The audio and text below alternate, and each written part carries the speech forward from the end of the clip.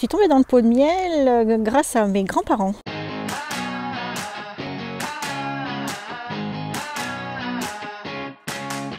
Mon grand-père avait 4-5 ruches et tous les ans il fallait faire la récolte. Alors moi je n'allais pas souvent rucher, par contre j'étais avec ma sœur à la cave et puis la famille aussi pour accueillir les hausses qui revenaient pleines de miel et puis extraire le miel. Donc au milieu des odeurs, au milieu des saveurs, parce qu'on goûtait évidemment le miel, on léchait les morceaux de cire. Voilà, donc c'était des bons moments, aussi bien en famille qu'au niveau sensoriel. Voilà. Et puis quand on faisait ensuite la mise en pot avec ma sœur, on était là sur le petit tabouret avec la musique et on récupérait la goutte de miel, voilà, avec la biscotte, puis on se régalait comme ça.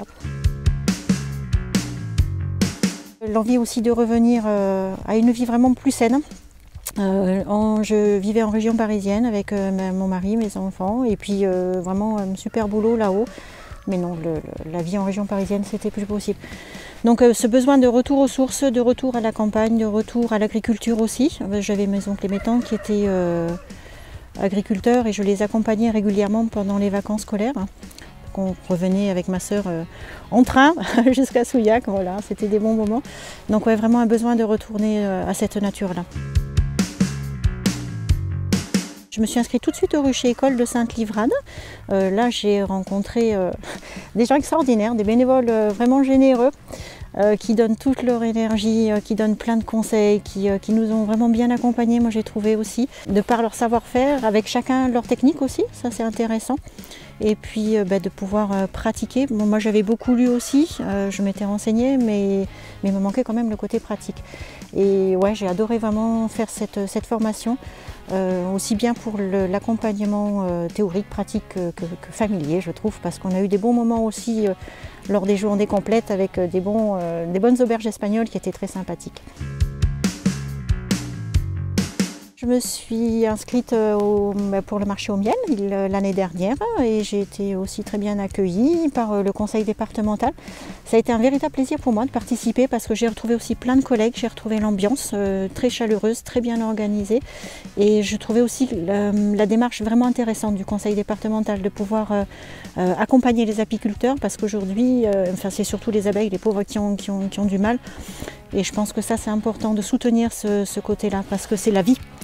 C'est ce qui permet aussi dans une région agricole de polliniser, de donner tous les fruits et les légumes, il faut en passer par les abeilles.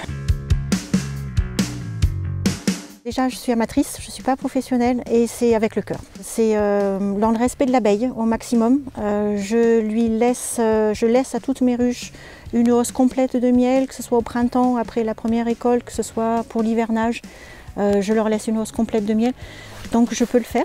Je trouve que c'est important qu'elles puissent bénéficier quand même de leur travail.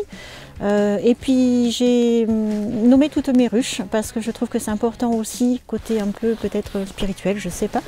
En tout cas qu'elles véhiculent les ondes positives, voilà, à notre belle planète et à l'univers après, voilà, parce que je pense qu'il y en a bien besoin. Moi, il y a un livre qui m'a beaucoup plu aussi, c'est Jacqueline Freeman, Le chant des abeilles, où on rentre vraiment à l'intérieur de la ruche et qui est passionnant et qui est délicieux à lire. Voilà, et qui permet de voir la ruche vraiment côté vivant, intérieur, et l'intérêt de tous les membres de la ruche. Ma façon à moi de travailler avec les abeilles, voilà. En leur disant bonjour quand j'arrive au rucher et en les remerciant.